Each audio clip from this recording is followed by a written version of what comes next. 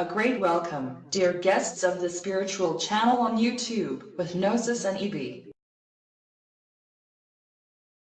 And welcome to the 10th sequence of this series of videos. It is titled 010 Energy. And that is our topic here to be treated. So we start right away with it. Energy is generally referred to as the ability to do work. Within the framework of universe and system, we discuss only the primal energy here. It is the stuff of which the universe is made. All other application kinds and forms of the energy are derived from the primal energy. From thermodynamics, it is known that in a closed system, the total energy can neither be increased nor diminished. This physical situation gives the law of energy conservation. As we know, existence is possible, in accordance with its all-encompassing, only as a total singularity, and therefore only as a closed system. Also the causality law supplies for it the irrefutable proof. Total singularity and causality law are complementary mutually, and to that, there is no alternative. For the dynamic causality of the total singularity, it needs energy.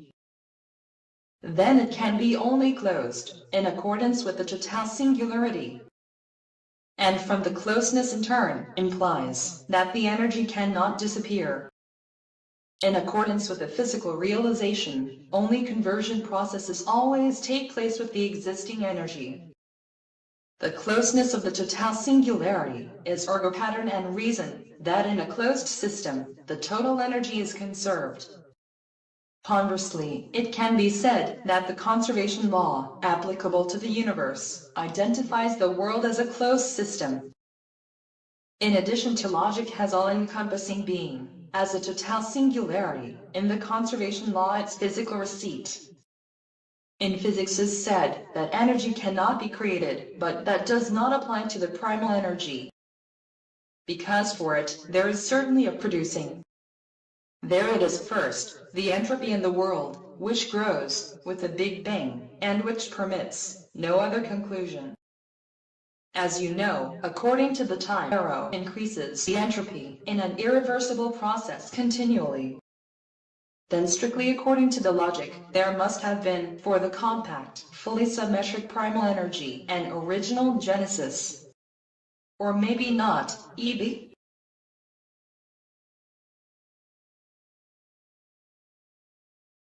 The universal arrow of time is indeed irreversible, Gnosis. The world evolution is based on a time-ordered sequence, and it cannot be shaken to bring it down. That is of course the question how it had come to this compact, primordial or primal energy. The fact that total singular existence in form of a dimensionless point is infinitely densely hot and heavy, that is not quite natural. Conceivable as a primordial basis would be there rather a featureless real nothing without pre-process. Infinite density, heat and gravity are physical properties that refer necessarily to a physical pre-process. This one cannot be associated with the quantum world in its concreteness. Quite obviously, a physical pre-process must have produced the primordial energy. And for it, there are convincing proofs. The most important is the wave structure of the matter as a conditioned form of energy. The electron has wave structure and is so in duality, energy and matter, at the same time. A wave is obviously based on dynamic and not on static. So, matter and energy would have no wave structure, if not the origin of everything would be based on a dynamic primordial wave. Ergo, the primal energy must be one in the immeasurable, potentiated primordial wave. The primordial wave and its maximum multiplication or potentiation is then the process that has led to the primal energy. Thereby is also quite clear that the potentiation of the Absolute, a reversal of the condition, must cause. ultimately switches completely the potentiation dynamic and stands still or static occurs. This process cannot have taken place logically in the dimensionless point. It must have taken place compellingly in another physical and dimensional medium. And this can only be the final world structure. But in view of our mixed crowd, we do not talk here about the final world structure.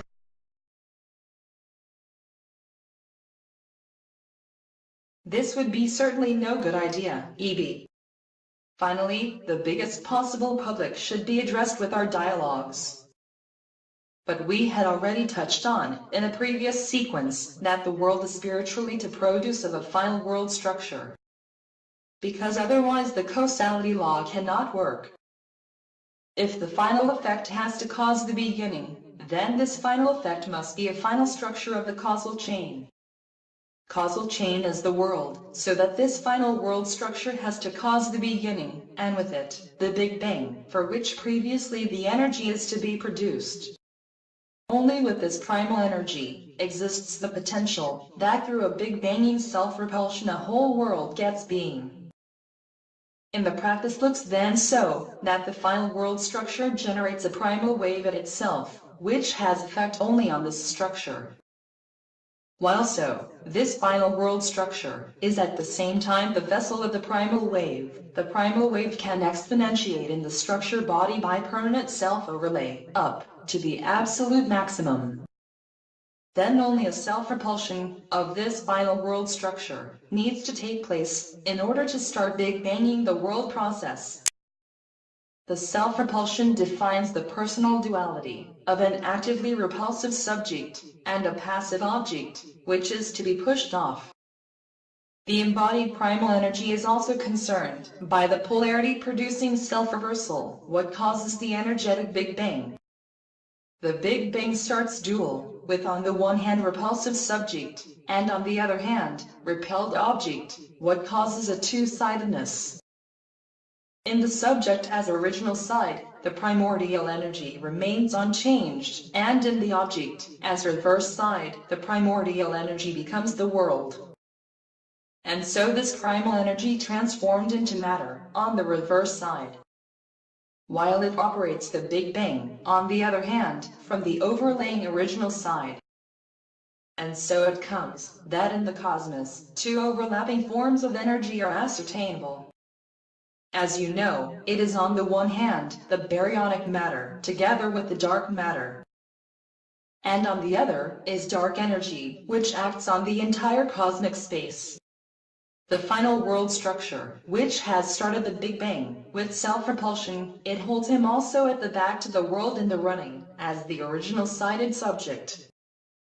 The cosmology supplies the proof of the zero selective dimensionless back of the world. For, while the dark energy has an effect on every point in the cosmos, goes only about an all-superimposing back. And how we know, follows from all superimposing, as an all-encompassing, the non-objectivity. Therefore, the final world structure is on the back in a duality, or dual nature of physical objectivity, and non-representational zero selectivity. Accurately from there out, it operates its Big Bang, from whose beginning, up to whose ending. Did I forget to mention something here, Evie?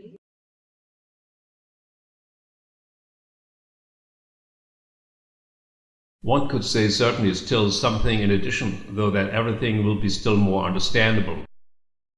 But who would really like to understand everything specified? Nothing else is left to that than to read the book. Anyhow, your enumeration, Gnosis, is in the order without omission. The fact that the world has a dimensionlessly selective back should be generally comprehensible, since, nevertheless, the public can ask to itself the question where the source for the dark energy could be. The space or quantum space in itself, as a space power, as some think in cosmology, it cannot be. Then there could never have been a dimensionless point of the infinity conditions. A space force, however, would have to prevent. then to infinity conditions it could never have come. The point from which was started the Big Bang, this one forms the back of the world. From this point out runs the final world structure, its Big Bang, with dual nature and without the primal energy is able to use up itself. And so neither on the subject original side nor the object reversing side. Because whether subject or object, generally, it is always all about the total singularity, bipolar in itself. And about the total singularity we know in turn that the law of conservation applies to its whole energy.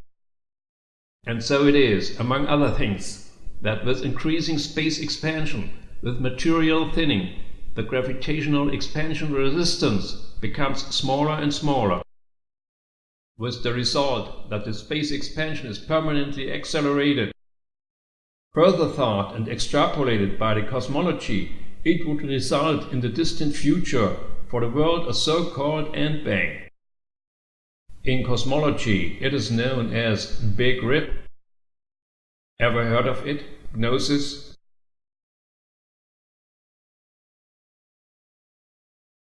Because I know your book, I have read anyway there already of it. The Big Rip is one of the doomsday scenarios sketched by the cosmology for the universe. And it is current favored under still other circulating scenarios. But we do not need to talk about it here. Nevertheless, it is obvious that the final world structure, which has released the Big Bang and operates, must be also responsible for whose ending. Besides, the causality law admits nothing else, while beginning and ending of the world must fall to a superpositional 0 point in 1. This also means that the final world structure has to produce the primordial energy with itself spiritual reproductively. With total singularity, the reproduction of the primal energy brings the identical energy from which the world had come out by Big Bang. The reproductive production of the primordial energy is therefore the moment which marks the zero selective interface of the world, as its beginning and ending in 1, according to causality law, to a so-named superposition. Then, in this is not only the world, plus its final structure, superpositional back closed, but also the primal energy. And completely abstractly seen, the total singular 0 point is there back closed in itself. Nevertheless, this complete closeness of the being in into a causal final universal system is the real miracle EV.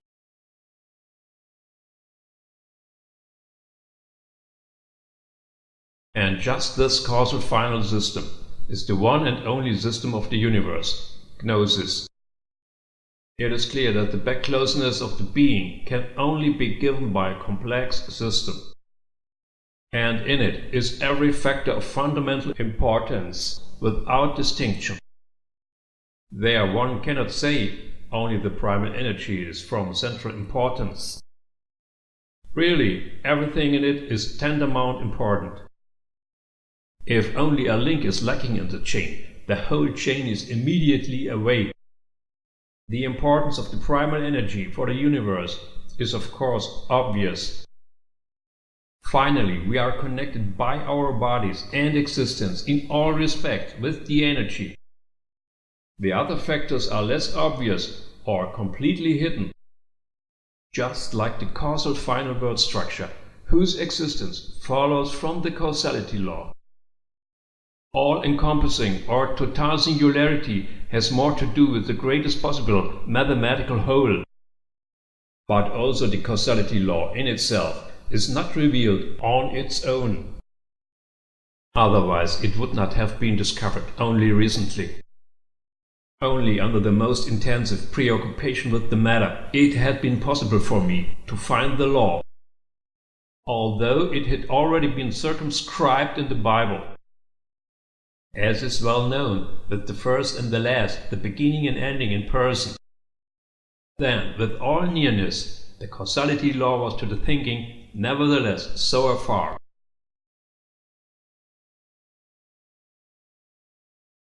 But that is also known by other things. The simplest is often the most difficult to find. I am very gladly, Eb, that you had still succeeded at the end in finding the causality law. It is, really, the key to all, and with it also the primordial energy. You have put it, therefore, in the center of your book, as I could read. Now, however, to me the energy goes out gradually to execute the subject still farther. So let's leave it best at what has been said. Who wants to know more and more exact than that must look up in the book. But with it we come at the end of our dialogue from universe and system. And so we say goodbye from the 010 energy sequence. We would be very pleased if the video series would find your favor. Okay. Then up to next sequence.